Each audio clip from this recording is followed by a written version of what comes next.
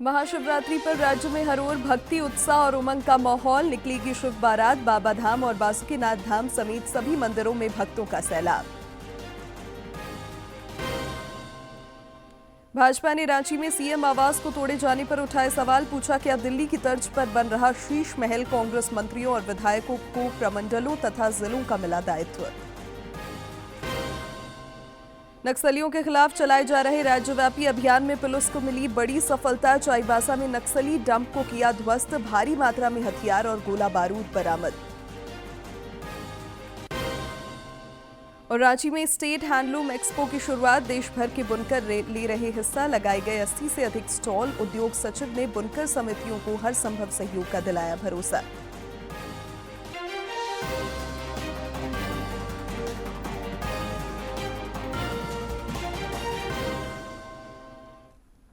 नमस्कार, प्रादेशिक समाचार में आपका स्वागत है। मैं हूं शिवानी कुमारी और अब समाचार विस्तार से। झारखंड समेत देश भर में आज महाशिवरात्रि का त्योहार तरीके से मनाया जा रहा है। देश भर के मंदिरों में अहले सुबह से ही श्रद्धालुओं की भीड़ उमड़नी शुरू हो गई। लोग भगवान शिव का जलाभिषेक करने के लिए खासे उत्साहित दिखे। सुबह से ही भक्तों की भीड़ उमड़ना शुरू हो चुकी है। श्रद्धालु भगवान शिव का जलाभिषेक करने के लिए मंदिरों में पहुंचने लगे हैं। महाशिवरात्रि का ये पर्व हर साल फाल्गुन कृष्ण चतुर्दशी के दिन मनाया जाता है। उज्जैन स्थित ज्योतिर्लिंग महाकाल मंदिर में इस अवसर पर भगवान शिव की विशेष भस्म आरती की गई। झारखंड स्थित मनोकामना लिंग वैद्यनाथ धाम में भी सुबह से ही भक्तों की भीड़ उमड़ना शुरू हो चुकी है। महाशिवरात्रि के अवसर पर वाराणसी स्थित ज्योतिर्लिंग काशी विश्वनाथ मंदिर में मंगला आरती की गई। महाराष्ट्र स्थित त्र्यंबकेश्वर ज्योतिर्लिंग मंदिर में भी सुबह से भक्तों का तांता लगना शुरू हो चुका है। वहीं अमृतसर के शिव मंदिरों में भी सुबह से ही श्रद्धालुओं की खासी भीड़ देखी जा सकती है। तो जलाभिषेक के लिए मंदिर पहुंच रहे हैं श्रद्धालु। देश के शिवालयों में भक्तों का तांता लगा हुआ है। ये तस्वीरें महाशिवरात्रि के मौके पर बाबा बैद्यनाथ धाम में भी सुबह से ही श्रद्धालुओं का तांता उमड़ पड़ा है। बाबा का जलाभिषेक करने के लिए मंदिर परिसर के बाहर तक लोगों की कतार लग गई है। आज यहां शिव बारात भी निकलेगी, जिसको लेकर उत्साह है। से देवघर बाबा धाम में आज सरकारी पूजा संपन्न होने के बाद आम श्रद्धालुओं के लिए मंदिर का पट खोला गया। महाशिवरात्रि के दिन बैजनाथ धाम में पूजा अर्चना करने का विशेष महत्व है। ऐसे में यहां आस्था का सैलाब उमड़ पड़ा है।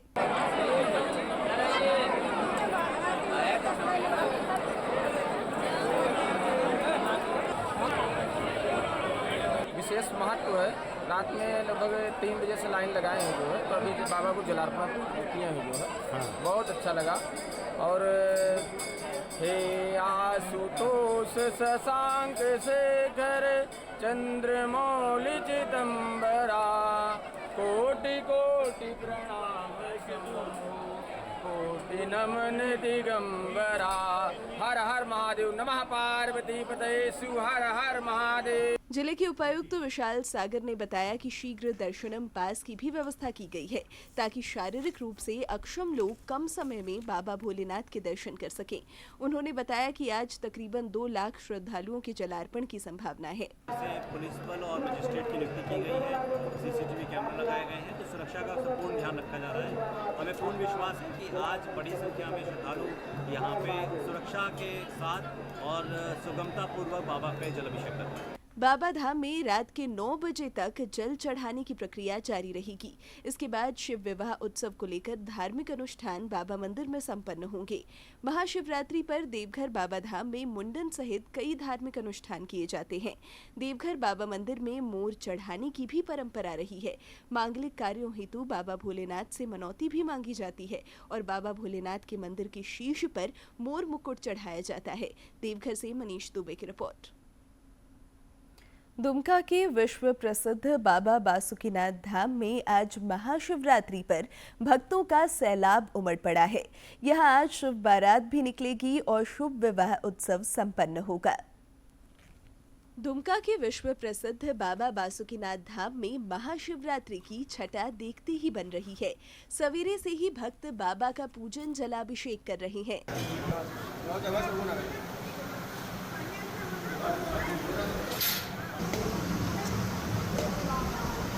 यहाँ रात से शिव पार्वती विवाह की रस्में भी निभाई जा रही हैं।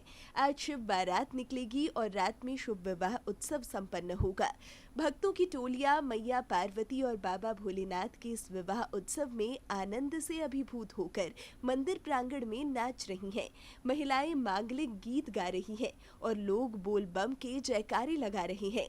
हर ओर भक्ति, आनंद, उत्साह और उमंग का माहौल है।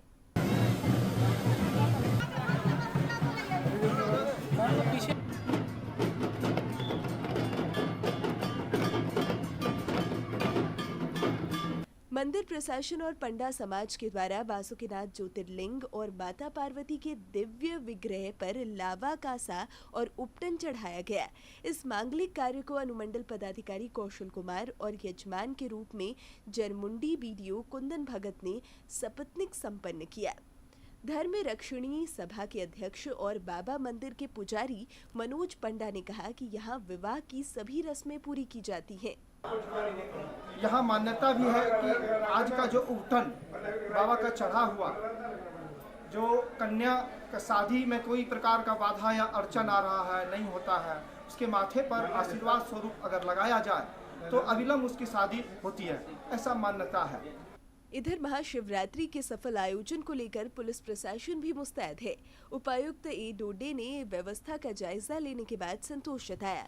उन्होंने बताया कि श्रद्धालुओं की सेवा, सुविधा और सुरक्षा का पूरा ध्यान रखा जा रहा है। मैं सबसे अनुरोध करना चाहता हूं कि कल बाबा का आशीर्वाद के लिए सब लोग शांतिपूर्ण ढंग से आए और हम लोग कोशिश करेंगे कि आपको हर सुविधा देने के लिए। बाबा बासुकीनाथ धाम में फिलहाल बाबा के भक्तों के पहुंचने का सिलसिला अनवरत जारी है।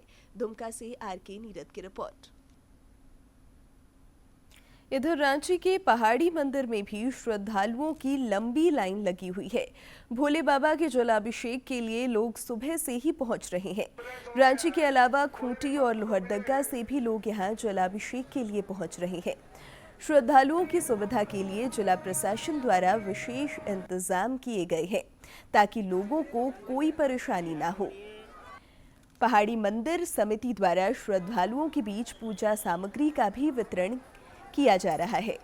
महाशिवरात्रि के मौके पर पहाड़ी मंदिर को आकर्षक रूप से सजाया गया है। यहाँ भी शिव बारात को लेकर श्रद्धालुओं में उत्साह है। शांति मिल रहा है। आज शिवरात्रि के पावन अवसर पर बहुत अच्छा दर्शन हुआ। यहाँ भोले बाबा का दर्शन करके बहुत ही अच्छा लगा और सुकून मिला, शांति मिला। प्रशासन और आरएसएस के द्वारा काफी अच्छा व्यवस्था की गई है। भक्त लोगों को कोई दिक्कत नहीं आ रहा है। शिवरात्रि के मौके पर राजधानी रांची में भव्य शिव बारात निकाली जाएगी। शिव बारात को लेकर रांची की ट्रैफिक व्यवस्था में भी बदलाव किया गया है।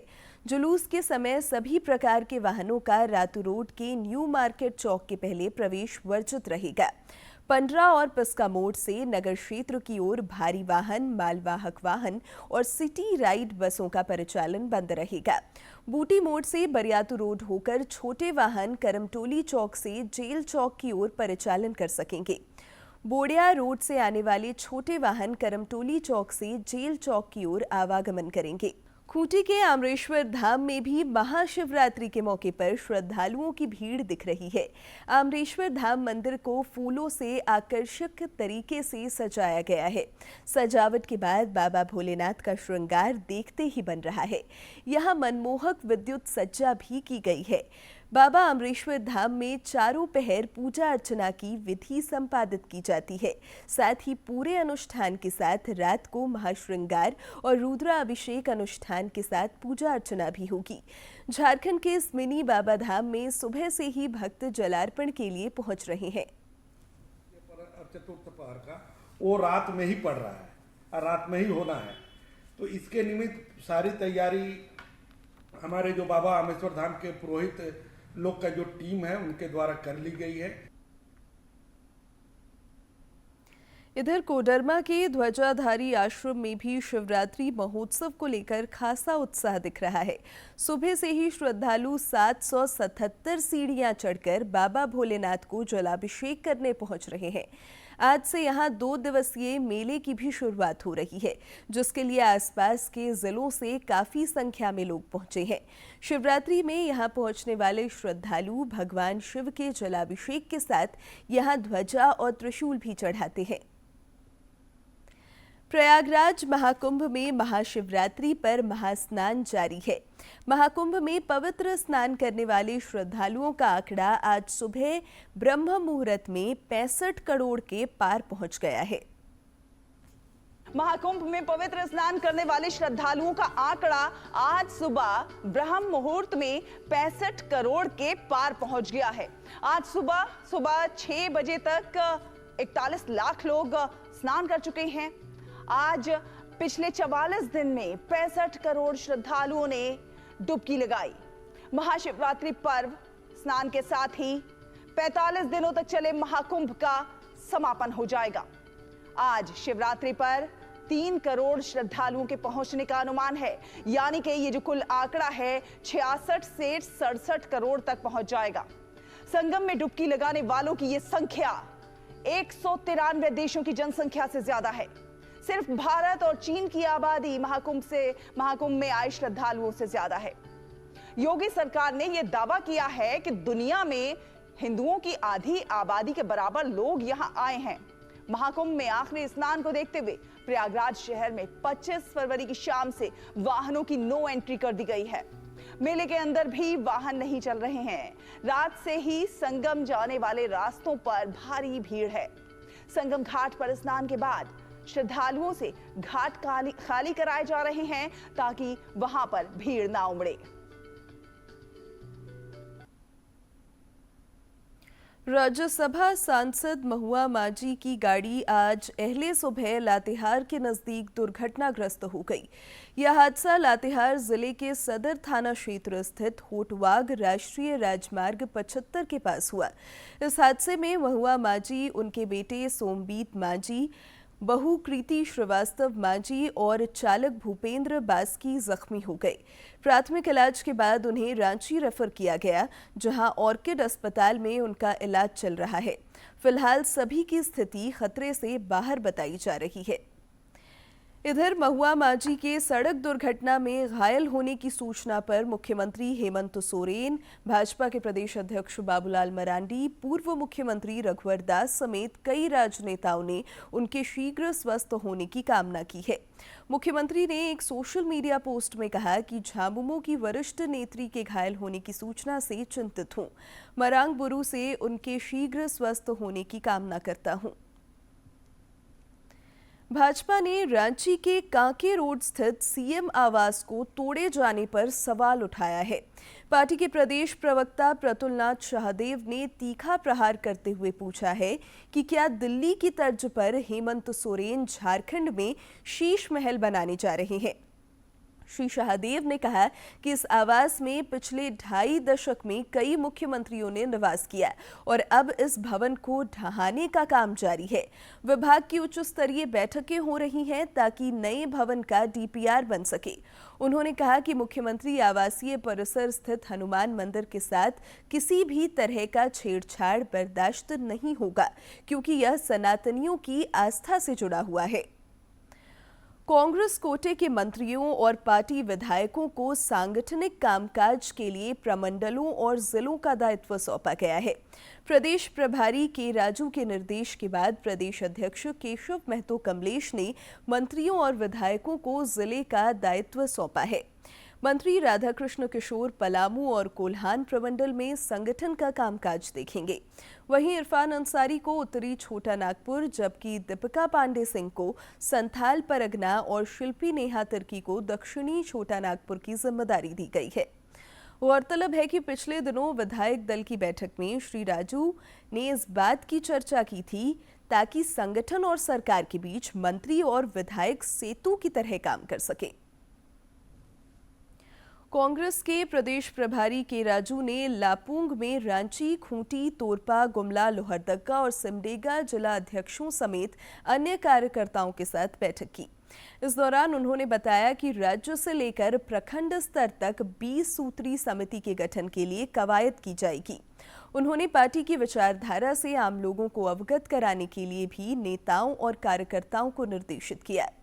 मौके पर प्रदेश कांग्रेस अध्यक्ष केशव महतो कमलेश और पूर्व केंद्रीय मंत्री सुबोध कांत सहाय समेत अन्य नेता मौजूद थे। आपका पसंदीदा डीडी झारखंड नए तेवर और नए कलेवर के साथ में आपके बीच है, ताकि पल पल की खबरें आप तक पहुंचे। आपका अपना पसंदीदा डीडी झारखंड, गांव से लेकर कस्बों और शहरों तक की है धड़कन। सटीक, विश्वसनीय और तेज खबरों का भी है आईना। राजनीति के मंच से सत्ता के गलियारों तक, खेत से खलिहान और मनोरंजन से इंफोटेनमेंट तक, खेल के मैदान से रंगमंच की खबरों तक, सब कुछ देखिए हमारे प्रादेशिक समाचार में हर रोज दोपहर 12:30, शाम 6:30 और 7:30 बजे, सिर्फ और सिर्फ डीडी झारखंड पर। केंद्रीय माध्यमिक शिक्षा बोर्ड सीबीएसई वर्ष 2025-26 से 10वीं कक्षा की बोर्ड परीक्षा 2 बार कराने की योजना बना रहा है। बोर्ड ने इसके लिए तैयार किए गए मसौदे पर 9 मार्च तक विचार आमंत्रित किए हैं। मसौदे में पहली परीक्षा फरवरी से मार्च तक और दूसरी परीक्षा मई में कराने का प्रस्ताव है। सीबीएसई ने कहा है कि 2 में से एक परीक्षा मुख्य परीक्षा होगी और सुधार की जरूरत महसूस करने पर विद्यार्थी दूसरी परीक्षा में शामिल हो सकेंगे। नक्सलियों के खिलाफ चलाए जा रहे राज्यव्यापी अभियान में पश्चिमी सिंहभूम जिले की पुलिस को बड़ी सफलता हाथ लगी है। चाईबासा पुलिस ने सर्च ऑपरेशन के दौरान नक्सली ठिकाने को ध्वस्त किया है। जिले के पुलिस अधीक्षक आशुतोष शेखर ने बताया कि टोंटो थाना क्षेत्र के सरजोमबुरु जंगल में नक्सलियों का यह डंप मिला, जिसे सुरक्षा बलों ने ध्वस्त कर दिया। उन्होंने कहा कि यहां भारी मात्रा में हथियार, गोला बारूद और अन्य सामग्रियां बरामद की गई हैं। जो एक विश्वस्त सूचना प्राप्त हुई थी कि टोंटो थाना का जो तुम्बाहा एवं सरजमबुरु ग्राम है, उनके सीमावर्ती जो जंगली क्षेत्र है, उसमें एक पुराना नक्सली डंप है जिसमें कुछ हथियार होने की संभावना थी। उसी के आलोक में चाईबासा पुलिस एवं सीआरपीएफ 197 बटालियन का एक संयुक्त अभियान दल गठित कर उस क्षेत्र में अभियान संचालित किया गया और अभियान के क्रम में हम लोगों को एक नक्सली डंप बरामद हुआ, जिसमें भारी मात्रा में हथियार और गोली तथा अन्य जो उनके दैनिक उपयोग की सामग्री है वो बरामद की गई है। बिहार के गया में बिहार झारखंड के वांटेड माओवादी विवेक यादव की गोली मारकर हत्या कर दी गई है। विवेक पर झारखंड में 10 लाख और बिहार में 3 लाख का इनाम था। नक्सली संगठन भाकपा माओवादी के Bihar Jharkhand special area committee और मध्य बिहार जोनल कमेटी में शीर्ष नक्सली लीडर में शामिल विवेक यादव लंबे अरसे से सक्रिय था। माना जा रहा है कि नक्सलियों के आपसी वर्चस्व की लड़ाई में विवेक यादव को गोली मारी गई है। जामताड़ा की साइबर पुलिस ने 3 साइबर ठगों को गिरफ्तार किया है। तीनों को रंगे हाथ साइबर क्राइम करते पकड़ा गया। नारायणपुर थाना क्षेत्र के रघुनाथपुर के जंगल से पुलिस ने इन्हें गिरफ्तार किया। इनके पास से 20 मोबाइल फोन और 20 फर्जी सिम पाए गए। इन शातिर साइबर अपराधियों ने पश्चिम बंगाल, उत्तर प्रदेश, बिहार, महाराष्ट्र और गुजरात के लोगों को अपना शिकार बनाया है। झारखंड विधिक सेवा प्राधिकरण के निर्देश पर जिला प्रशासन बोकारो और डालसा की ओर से 1 मार्च को विधिक सेवा सशक्तिकरण शिविर का आयोजन किया जाएगा। शिविर की तैयारियों को लेकर उपायुक्त विजया जाधव और पुलिस अधीक्षक मनोज स्वर्गियारी ने जिला स्तरीय पदाधिकारियों के साथ कार्यक्रम स्थल का जायजा लिया। उपायुक्त ने कहा कि कैंप के दौरान परिसंपत्तियों का भी वितरण होगा। इस कार्यक्रम में झारखंड उच्च न्यायालय के न्यायाधीश भी आएंगे, जो स्थानीय ग्रामीणों को विधिक जानकारियां देंगे। परिसंपत्तियों का वितरण होगा और इस क्षेत्र के जो ग्रामीण एरिया के जो लोग हैं, वो लोग यहाँ पे 1 मार्च को आ रहे हैं और हमारे जो ऑनरेबल जजेस है रांची हाई कोर्ट से, उनका भी यहाँ पे 5 मान्य जजेस का यहाँ पे आगमन की संभावना है।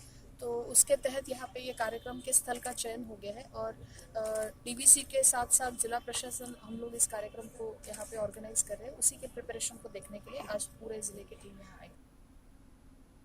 खूंटी जिले में घटित सामूहिक दुष्कर्म की घटना को लेकर जिला बाल कल्याण समिति की अध्यक्ष तनुश्री सरकार का बयान सामने आया है। उन्होंने कहा कि रनिया के तोरपा क्षेत्र में घटी सामूहिक दुष्कर्म की घटना की जानकारी मिली। यह बहुत दुखद घटना है जिसमें 18 नाबालिग शामिल हैं। पॉक्सो एक्ट की सुसंगत धाराओं के तहत कानूनी प्रक्रिया की जा रही है और पुलिस ने 24 घंटे के अंदर पॉक्सो एक्ट के तहत बाल कल्याण समिति को इस घटना की जानकारी दी। साथ ही बाल कल्याण समिति ने स्वतः संज्ञान लेकर मामले की गंभीरता को समझा। उन्होंने कहा कि इस तरह की घटना काफी लज्जाजनक, दुखदायी और अफसोसजनक है। 24 आवर्स में पॉक्सो एक्ट सेक्शन 19 के तहत वो लोग जानकारी दी। अभी सारा कानूनी प्रक्रिया चल रहा है। बात ये तो है ही बहुत अफसोस की और दुख की बात, लेकिन साथ में सबसे बड़ी लज्जा और दुख और अफसोस हम लोग के लिए है, हितधारकों के लिए, कि कहीं ना कहीं हम लोग ही नाकामयाब शायद रह रहे हैं। हम लोग को और काम करने की ज़रूरत है, क्योंकि घटना जिनके द्वारा हो गया है ना, वो लोग भी नाबालिग हैं।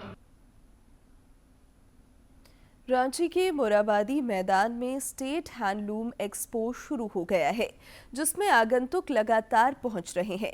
उद्योग सचिव अरवा राजकमल ने कल शाम इस एक्सपो का उद्घाटन किया। एक्सपो में 80 से अधिक स्टॉल लगाए गए हैं। उद्योग सचिव अरवा राजकमल ने रांची के मोराबादी मैदान में हैंडलूम एक्सपो का उद्घाटन करते हुए कहा कि इस आयोजन के माध्यम से बुनकरों को एक मंच उपलब्ध कराया जा रहा है। उन्होंने बुनकर समितियों को हर संभव सहयोग का भी भरोसा दिलाया। हमारे बुनकर समिति जो होते हैं, तो उनको शेड बनाने से लेकर उनके मशीन लगाने तक कई सारे सब्सिडीज सरकार के द्वारा दिया जाता है। प्रति साल सैकड़ों की संख्या में इस तरह का सहयोगी समितियों को भी हम लोग राशि प्रदान करने का काम करते हैं। इस साल भी मैं आपको उम्मीद दिलाता हूं कि बजट के अनुरूप ज़्यादा से ज़्यादा लाभुकों को चयनित करके हम लोग इस योजना का लाभ उनको देंगे। वहीं खादी बोर्ड के सीईओ सुमन पाठक ने बताया कि हैंडलूम एक्सपो में देश के विभिन्न हिस्सों से आए बुनकरों और उद्यमियों ने 80 से अधिक स्टॉल लगाए हैं। उन्होंने बताया कि यहां ग्राहकों को एक प्लेटफॉर्म पर सारे प्रोडक्ट की खरीदारी करने का अवसर मिलेगा। झारक्राफ्ट के द्वारा पहली बार स्टेट हैंडलूम एक्सपो का आयोजन किया जा रहा है, जिसमें 80 से अधिक स्टॉल जो है देश के विभिन्न कोनों से हमारा वेविंग कम्युनिटीज़ जो है आके अपना स्टॉल लगाया है। एक बायर और सेलर के बीच में एक समन्वय स्थापित करने के लिए और हमारा वेविंग कम्युनिटीज़ को एक विश्व स्तर पर और स्टेट लेवल पर एक पहचान दिलाने के लिए और हमारा कस्टमर्स जो है ग्राहकों को एक प्लेटफॉर्म में अपना सारे प्रोडक्ट्स को एक अच्छे गुणवत्ता के साथ जो है प्रोडक्ट्स खरीदी करने का एक अच्छा प्लेटफॉर्म है और अवसर। उन्होंने बताया कि झारखंड क्राफ्ट के द्वारा बुनकरों के लिए कई कल्याणकारी योजनाएं चलाई जा रही हैं, जिनका वे लाभ उठा सकते हैं। झारक्राफ्ट के द्वारा विभिन्न कल्याणकारी योजनाओं का भी चलाया जा रहा है। जैसे हम लोग वेविंग कम्युनिटी को वर्कशॉप्स अलॉट करते हैं, ट्रेनिंग उपलब्ध कराते हैं और लूम्स वगैरह डिस्ट्रीब्यूट करते हैं। उद्घाटन समारोह के दौरान बुनकरों के बीच परिसंपत्तियों का भी वितरण किया गया। स्टेट हैंडलूम एक्सपो 10 मार्च तक चलेगा। रांची से सरिता की रिपोर्ट। पर्यावरण संरक्षण और धरा को हरा भरा रखने में गैर सरकारी संगठन और स्वयंसेवी संस्थाएं भी सक्रिय भागीदारी निभा रही हैं। इस सिलसिले में Inner Wheel Club of Ranchi Palash के प्रतिनिधियों ने इटकी के कस्तूरबा गांधी बालिका विद्यालय में 101 फलदार तथा औषधीय वृक्षों का पौधारोपण किया गया। इस दौरान 10 बालिकाओं के लिए जूडो कराटे का ड्रेस, किट और कराटे मैट भी प्रदान किए गए। इस मौके पर मंडलाध्यक्ष अलकानंदा बख्शी भी मौजूद थी। मेडिसिनल गार्डन का उद्घाटन हुआ है।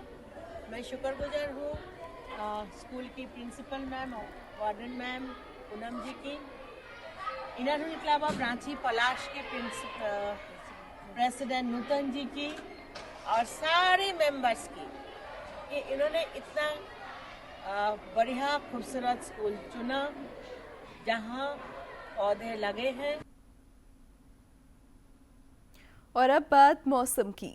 राज्य में अब गर्मी महसूस होने लगी है। आज आसमान साफ और मौसम शुष्क बने रहने की संभावना है। वहीं कल से तापमान में 3 से 4 डिग्री सेल्सियस की वृद्धि दर्ज की जाएगी। मौसम विभाग के अनुसार कल राज्य के उत्तर पश्चिमी भाग में आंशिक बादल छा सकते हैं, जबकि शेष भागों में आसमान साफ रहेगा। राज्य में सबसे अधिकतम तापमान 33.7 डिग्री सेल्सियस सरायकेला का रिकॉर्ड किया गया, जबकि सबसे कम न्यूनतम तापमान 10.9 डिग्री सेल्सियस चतरा का रहा। रांची में आज 53वीं सीनियर पुरुष राष्ट्रीय हैंडबॉल चैंपियनशिप का फाइनल मैच खेला जा रहा है। मुकाबले में मेजबान झारखंड की एसएससीबी के साथ खिताबी भिड़ंत होगी। इससे पहले होटवार स्थित खेलगांव के हरिवंश टाना भगत इंडोर स्टेडियम में पहले सेमीफाइनल मैच में झारखंड ने पंजाब को और एसएससीबी ने मध्य प्रदेश को पराजित किया। झारखंड की ग्रामीण महिलाएं कृषि उत्पादों के प्रसंस्करण से जुड़कर आर्थिक रूप से स्वावलंबी बन रही हैं। झारखंड पलाश द्वारा स्थापित कृषि प्रसंस्करण केंद्र इन्हें रोजगार का भरपूर मौका दे रहा है। रांची के बेड़ो प्रखंड का जरिया गांव इन दिनों विकास की एक नई इबारत लिख रहा है और इस गांव के विकास का सारथी बना है करीब साल भर पहले यहां स्थापित पलाश उत्तम कृषि प्रसंस्करण केंद्र। ये कृषि प्रसंस्करण केंद्र प्रत्यक्ष और परोक्ष रूप से 500 से अधिक परिवारों के आय का जरिया बना है। खास बात यह है कि इस मौके का लाभ उठाने में गांव की महिलाएं आगे हैं। केंद्र की प्रभारी जया कच्छप बताती हैं कि यहां कई प्रकार की दालों और मसालों के अलावा रागी के आटे और बेसन की प्रोसेसिंग और पैकिंग की जाती है, जिसके बाद इन उत्पादों को पलाश विक्रय केंद्रों पर बिक्री के लिए उपलब्ध करा दिए जाते हैं। जया बताती है कि इस सेंटर का सारा काम गांव की दीदियां ही संभालती हैं। जो जुड़ी है हमारे सेंटर से जो जुड़ी है उस दीदी का जो आमदनी जो पिछले एक साल में जो हर मंथ का जो कमाई था वो 500-400 कमाती थी, लेकिन जो अभी जो कमा रही है वो हर मंथ का 400-500 से लेकर अभी 4000-5000 तक दीदी हर महीना कमाई कर रही है। अनाजों की प्रोसेसिंग के दौरान साफ सफाई, उत्तम गुणवत्ता और सही वजन का पूरा ख्याल रखा जाता है। यहाँ काम करने वाली महिलाओं की माने तो इस केंद्र से जुड़कर उनकी आमदनी कई गुना बढ़ गई है और उनके जीवन में सुखद बदलाव आया है। फिर हम यहाँ आके प्रोसेसिंग का काम कर रहे हैं, जिससे मेरा मानदेय बढ़ा और मैं अपना घर में आर्थिक मदद भी कर पा रही हूँ, बच्चों को अच्छे शिक्षा दे पा रही हूँ। मेरा जीवन में बदलाव बहुत ज्यादा हुआ है। प्रसंस्करण के लिए साबुत अनाज आसपास के कई गांवों के किसानों से खरीद की जाती है। इससे गांव के किसानों को भी फायदा हो रहा है। झारखंड राज्य लाइवलीहुड प्रमोशन सोसाइटी के प्रखंड कार्यक्रम प्रबंधक मुकेश कुमार बताते हैं कि अच्छी बात यह है कि उनके उत्पाद बाजार में खूब लोकप्रिय हो रहे हैं और अब वे इसके विस्तार की योजना पर काम कर रहे हैं। हमारा JSLPS इसमें जुड़ा हुआ है, तो हमको मार्केटिंग उतना मेहनत नहीं करना पड़ रहा। हमारा बहुत अच्छा से मार्केटिंग हो जा रहा है और सेल भी हम पर मंथ 1.5 लाख 2 लाख हर महीना हमारा इंक्रीमेंट हो रहा है। झारखंड में पलायन एक बड़ी समस्या रही है और इसे रोकने के लिए स्थानीय स्तर पर रोजगार की उपलब्धता सुनिश्चित करनी होगी। इसमें ऐसे कृषि प्रसंस्करण केंद्रों का महत्व काफी बढ़ जाता है। दूरदर्शन समाचार के लिए रांची से अवधेश गौतम की रिपोर्ट। प्रसार भारती ने OTT प्लेटफॉर्म के क्षेत्र में कदम रखते हुए हाल ही में वेव्स की शुरुआत की है। यह डिजिटल मीडिया और OTT दर्शकों को एक संपूर्ण इंफोटेनमेंट इकोसिस्टम देता है। देश के सार्वजनिक प्रसारक दूरदर्शन के OTT प्लेटफॉर्म के क्षेत्र में कदम रखते हुए हाल ही में वेव्स की शुरुआत हुई है। यह डिजिटल मीडिया और OTT दर्शकों को एक संपूर्ण इंफोटेनमेंट इकोसिस्टम देता है। अगर आपको भी चाहिए फ्री में शानदार कंटेंट तो आज ही डाउनलोड करें। QR कोड के जरिए भी वेव्स ऐप डाउनलोड की जा सकती है। तो प्रसार भारती का नया OTT platform wave. Doordarshan Jharkhand पर पल पल की खबरों से जुड़े रहने के लिए आप हमारे social media platform X, Facebook और YouTube से जुड़ सकते हैं, क्योंकि खबरों से जितना बाखबर रहना ज़रूरी है, उससे ज़्यादा ज़रूरी है सटीक, संतुलित और निष्पक्ष समाचार। हमारा X हैंडल है DD न्यूज़ झारखंड और फेसबुक पेज है RNU DDK। आप हमें YouTube channel Jharkhand DD news पर भी देख और सुन सकते हैं। और अब अंत में मुख्य समाचार एक बार फिर।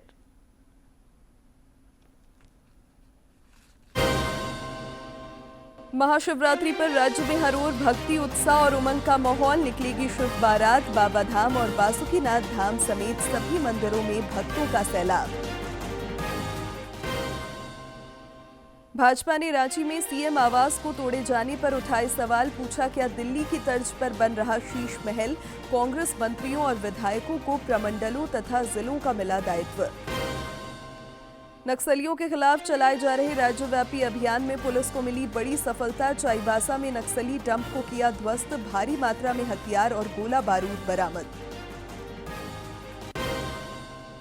और रांची में स्टेट हैंडलूम एक्सपो की शुरुआत। देश भर के बुनकर ले रहे हिस्सा। लगाए गए 80 से अधिक स्टॉल। उद्योग सचिव ने बुनकर समितियों को हर संभव सहयोग का दिलाया भरोसा।